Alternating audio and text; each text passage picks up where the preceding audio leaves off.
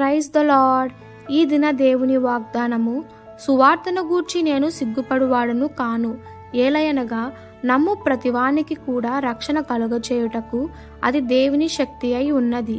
రోమీలకు రాసిన పత్రిక 1వ అధ్యాయము 16వ వచనము.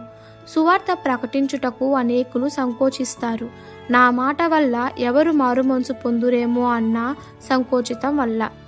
దేవుని వాక్యము ఎంత బలమైనదో గుర్తిస్తే ప్రజలు మారేది దైవవాక్యం యొక్క శక్తిని బట్టియే కానీ మన మాటల బట్టి కాదు అనే నిజాన్ని గుర్తించాలి.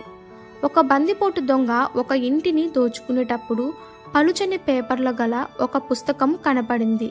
తనకు సిగరెట్ చుట్టుకున్నటకు అనుకూలముగా ఉందని తనతో పాటు తీసుకువెళ్ళాడు. ప్రతిదినము ఆ పేపర్లను తీసుకొని సిగరెట్ చుట్టుకొని తాగేవాడు.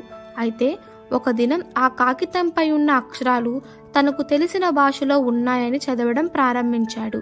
ఒకరోజు ఒక పేజీ చదివిన తర్వాత మోకరించి తన పాపాలను క్షమించమని ప్రార్థించాడు.